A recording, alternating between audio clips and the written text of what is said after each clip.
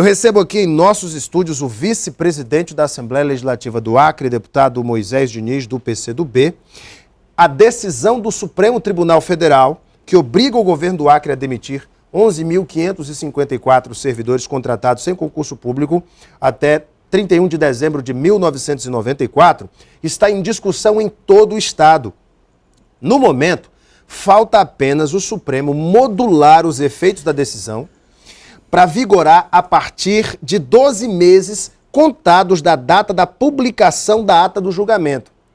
Existem as possibilidades dos embargos, dos recursos, mas se for seguida à risca a mesma medida que já aconteceu em Rondônia, no Tocantins, não haverá jeito. O governo do Estado será obrigado a demitir os servidores. Diante deste quadro negro, os deputados se reuniram hoje na Assembleia Legislativa, os que ficaram, porque tem 10 aí viajando para uma reunião lá em Recife, da Unali. Não sei que reunião é essa. O Estado pegando fogo, os homens lá em Recife, passeando. Que coisa. Mas enfim, os que ficaram se reuniram hoje para tratar deste assunto que é de suma importância para os servidores públicos, principalmente aqueles afetados. Deputado, muito boa noite. Boa noite, Alan. Que bom que o senhor ficou, né? Alguns ficaram, né, deputado? Senão, como é que ia ter pelo menos reunião na Assembleia? Meu Deus. Deputado, como é que foi essa reunião hoje da Comissão dos 11 mil? O que os senhores debateram? Nós constituímos um comitê que nós estamos chamando de Comitê dos 11 mil, constituído de sindicalistas, e vamos ampliar com setores da sociedade, federações de trabalhadores rurais, de federações de empresários, associações de pastores, das igrejas. Vamos convidar os prefeitos, os 22 prefeitos e os 22 presidentes de câmaras, porque nós temos informações de que há nesses municípios situações similares, e na hora que se estabelece essa decisão do STF, naturalmente um espírito de porco lá no município aciona o STF e o prefeito lá vai ser obrigado também a cumprir, até porque teria jurisprudência. Então, a ideia é criar um movimento da sociedade acreana e a gente, a partir daí, discutir as táticas de luta. Então, na sexta-feira, às 10 da manhã, os sindicatos estão chamando os servidores e nós estamos pela Assembleia chamando os prefeitos, os presidentes de câmaras, os deputados, junto com os deputados federais, os 8 deputados federais e os 3 senadores, para a gente dialogar sobre quais saídas podemos encontrar. Porque a situação está muito difícil. De todas as lutas que eu participei nesses 30 anos de movimento social, movimento de juventude, de igreja que eu participei, essa é a luta mais difícil. É a que eu tenho visto mais dificuldade. Portanto, quanto mais gente melhor, quanto mais ideias melhor, quanto mais pessoas sugerindo, opinando, porque é uma situação que eu pessoalmente nunca passei. Nós conversamos, inclusive, com a assessoria da PGE, tentamos trazer hoje o Procurador-Geral do Estado, doutor Rodrigo Fernandes das Neves, está em Brasília no momento, a trabalho, e não pôde estar presente, porque nós queríamos ouvir, principalmente dele, que recursos estão sendo impetrados pelo governo do Estado, que embargos estão sendo impetrados neste momento, para pelo menos postergar esta decisão. O senhor tem o conhecimento disso, deputado? Tenho. Na verdade, Alan, o que eu falo aqui, os especialistas, os doutos, devem me dar um desconto. Claro. Né? A minha área é outra, eu sou pedagogo, eu não sou formado em direito, advocacia. Eu defendo 2 movimentos, um movimento no campo da política e um movimento no campo do direito. No campo do direito, quem assistiu à sessão que deliberou pela inconstitucionalidade dos contratos, percebeu que o ministro relator, Dias Toffoli, apresentou mais sensibilidade. Já o nosso Joaquim Barbosa foi mais duro, né? E não vou entrar no mérito se ele está certo ou errado, o Toffoli, o que eu percebi. Então, se a gente pudesse ganhar tempo, se a gente pudesse atrasar a publicação, o tribunal olhasse para o Acre com um olhar como se estivesse olhando para São Paulo e estivesse demitindo 350 mil paulistas, porque o Estado de São Paulo tem 1.175.000 funcionários públicos. Se demitisse 30% lá, seria 350 mil. 350 mil o Brasil parava. Pode ter certeza que eles invadiam Brasília, eles ocupavam Brasília, eles fechavam o Congresso, não tenho dúvida. É próximo São Paulo de Brasília. O Acre é a mesma coisa, 11 mil corresponde a 350 mil em São Paulo. É a população da capital do Acre, ou seja, 11 mil é mais de 30% dos 30 mil que nós temos efetivos. E que remédio seria esse no campo do direito?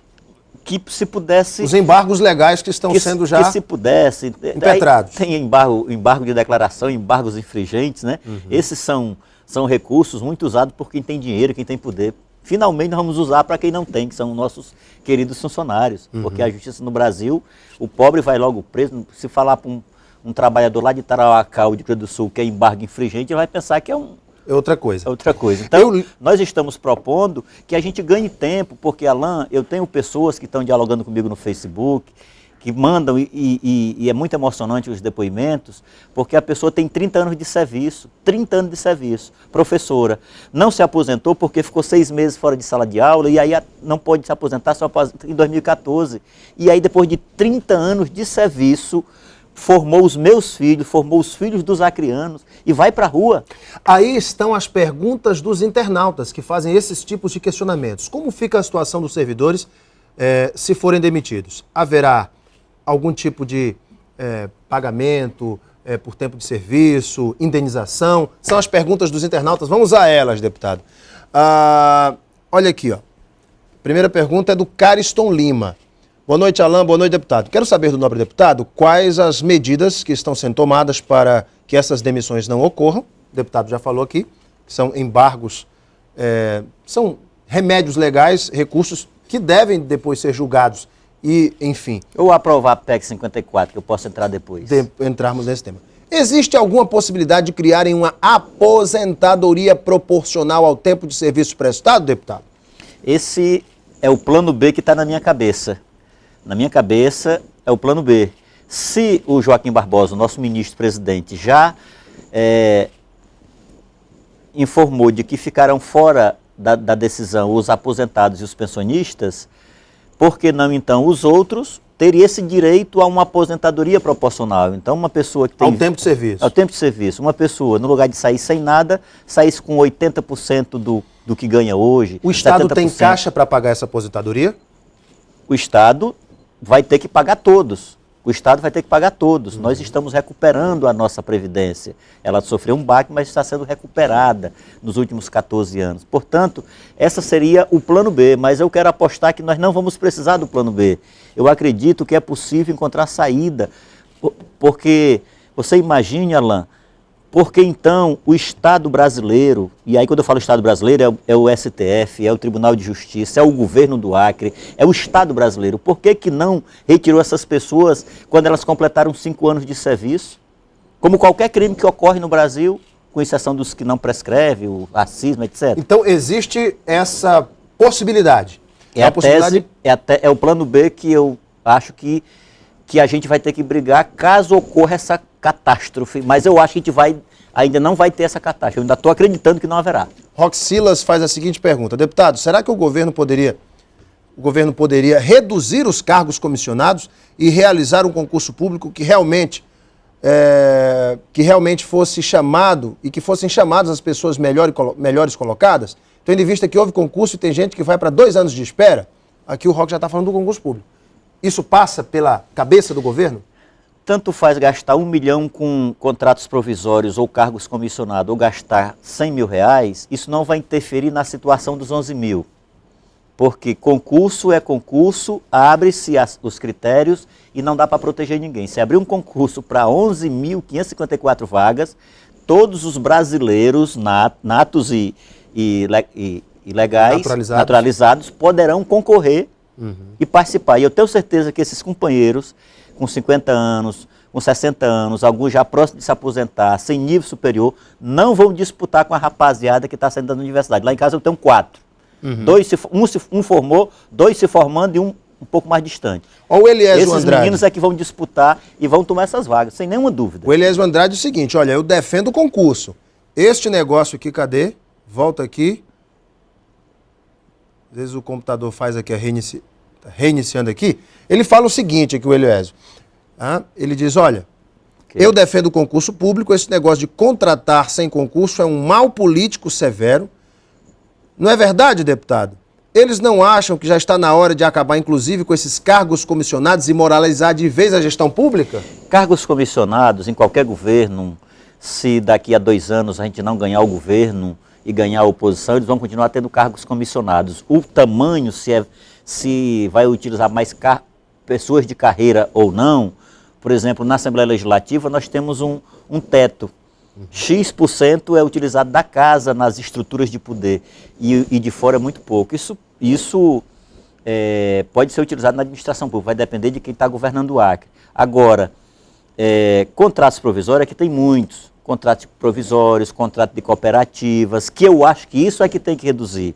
E, se possível, acabar. Claro que em alguns casos específicos não acaba nunca. Agente de saúde, por exemplo. Contratos temporários para uma ação, por exemplo, numa ação de obra ou na ação de meio ambiente, que precise um contrato temporário de 90 dias, aí tudo bem. Mas para você contratar uma pessoa para ir lá para um hospital como médico ou como enfermeiro, não cabe mais esses contratos provisórios. Eu sou defensor... Principalmente professor, contrato provisório, professor, não cabe mais.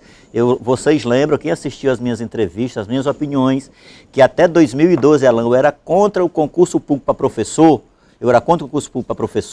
porque nós tínhamos quase 8 mil professores se formando em nível superior, e se abrisse um concurso aqui, nós íamos ter levas de fora do Centro-Oeste, de Rondônia para cá, tomar nossas vagas. Agora, esses professores estão formados e estão com contrato provisório. Portanto, cabe agora o nosso governo pensar num grande concurso público para a educação.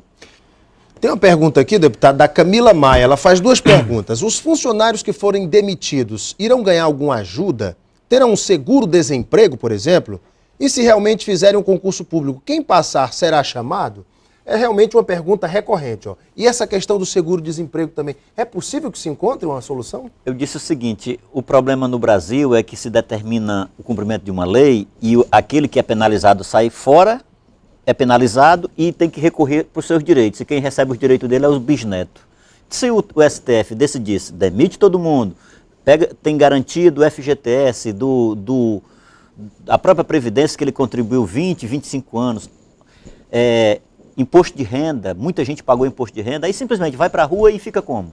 Né? Então, tem dinheiro gasto, tem dinheiro investido, foram milhões e milhões de reais que essas famílias aplicaram, portanto é possível encontrar uma saída que não penalize. Nós não temos condição. Eu vi uma menina mandando uma mensagem para mim lá de Rio Grande do Sul, dizendo se tinha como ela fazer um concurso para dar a vaga para a avó dela, que a avó dela não para de chorar em casa. A avó já, é vó e é funcionária. 30 anos de serviço, 28 anos de serviço. Se tivessem tirado essas pessoas com 5 anos de serviço, Alan, que ainda na flor da juventude, para poder fazer uma faculdade, para poder resistir e brigar pelo emprego no mercado de trabalho, mas tirar pessoas com 25 anos de serviço, 30 anos de serviço, isso é uma indecência. Não é só a economia que quebra, é mexer com o sentimento das pessoas. Pessoas que estão com problema de pressão alta, colesterol, que precisa tomar remédio, isso não é justo e o Acre tem que se levantar contra isso. O senhor teve uma discussão pela internet com um juiz de direito e a Karen Oliveira disse o seguinte: gostaria de saber o que exatamente o deputado Moisés Diniz quis dizer quando ele falou em desobediência civil e se a indução a essa prática não o leva a desrespeitar seriamente as leis impostas pela Constituição Federal, pelas quais todos nós devemos obedecer, deputado. Deputado, e o que o senhor quis dizer com essa história de desobediência civil? Sobre esse legalismo eu tenho muito cuidado. Eu sou um homem de respeito à lei, mas eu não gosto do legalismo. Por exemplo, a aposentadoria de ex-governadores está sendo contestada no STF, constitucionalmente, e entrou lá antes dessa dos funcionários. E os doutores ministros do STF não votam, porque tem medo de enfrentar os ex-governadores, tem medo de enfrentar o Serra, os grandes governadores de São Paulo, Rio, Minas, será que é isso? E por que então pularam a fila com a ADIM contra os acrianos, as mulheres e homens acrianos? Então, nada disso. Quando eu defendi a desobediência civil, de fechar o aeroporto, de fazer uma vigília no Tribunal de Justiça, era para as pessoas do Acre acordarem que a situação é grave, o comércio vai quebrar, a área de serviço vai se fragilizar, pessoas podem se suicidar, pessoas podem entrar em crise, ter separações, ter brigas, ou seja, não é brincadeira o que está acontecendo no Acre. Então, eu quis chocar as pessoas, mas quem me conhece sabe que eu não faço mal nem a comida que eu como. A Valdete Souza diz: O governo paga uma multa altíssima. Esta adequação, não há que se falar em demissão voluntária. Ela já foi determinada, a demissão dos servidores. Porém, terá que ser judicial. O governo não poderá fazer mais nada e muito menos a Procuradoria do Estado. O governo está vivendo um inferno astral. Ele diz que o governo do PT está vivendo um inferno astral. Daí eu pergunto, mesmo que se faça um concurso público interno, que não seria o caso, porque o concurso é aberto, viu, Valdete? Daí eu pergunto, mesmo que se faça esse concurso público, como ficam os que já faleceram, os aposentados? Como ficam os direitos previdenciários do tempo? O FGTS tão falado? Qual o regime a ser iniciado, o regime a ser, ela usa aqui, startado, se eles não são estatutários nem seletistas? E agora? São muitas perguntas. E tem uma PEC, a PEC 54, que tramita no Congresso, que garantiria a estabilidade dessas pessoas, ou seja, não seriam demitidas do serviço público. E aí, se a gente ganhasse tempo no STF e a gente ganhasse os estados, são mais de 7 estados que tem nessa situação, a gente fizesse uma concertação nacional, o vice-presidente do Senado é do Acre, o primeiro secretário da Câmara Federal é do Acre. Ontem eu dizia no encontro que o Estado é pequenininho, mas tem os dois homens mais importantes do Congresso, depois dos 2 presidentes, é do Acre. São o Jorge Viana e o Márcio Bittar. E eles vão estar conosco aqui na sexta-feira com mais os deputados federais e senadores para a gente tentar construir essa concertação. O que eu estou insistindo é que era hora de a gente se abraçar. Era hora de a gente encontrar uma saída e proteger essas pessoas. E as pessoas que queiram entrar nas outras lutas, que quisessem debater um concurso público para substituir todos os provisórios, para substituir as cooperativas, a oposição, se quiser se manifestar, fazer passeatas e caminhadas, faça isso. Agora essa é a hora de proteger o emprego dessas pessoas. Agora essa colocação do Gabriel Pacheco é interessante. Meus questionamentos são os seguintes. Caro deputado, o senhor não acha que o Supremo só agiu em razão da omissão do Executivo? Que tinha o dever de tornar nulas as contratações irregulares, e do Legislativo que acobertou essa irregularidade, alterando a Constituição Estadual em desconformidade com a Constituição Federal? Ao invés de afrontar o Judiciário, o senhor não deveria fiscalizar a administração pública, cobrando a realização de concursos públicos e a redução dos cargos comissionados, terceirizados e temporários? É o Gabriel Pacheco de Oliveira. Ele está certo em tudo. Ele está certo em tudo, menos de que fazer concurso não resolve os 11 mil. Não tem jeito, eu estou insistindo. A luta é manter os 11 mil.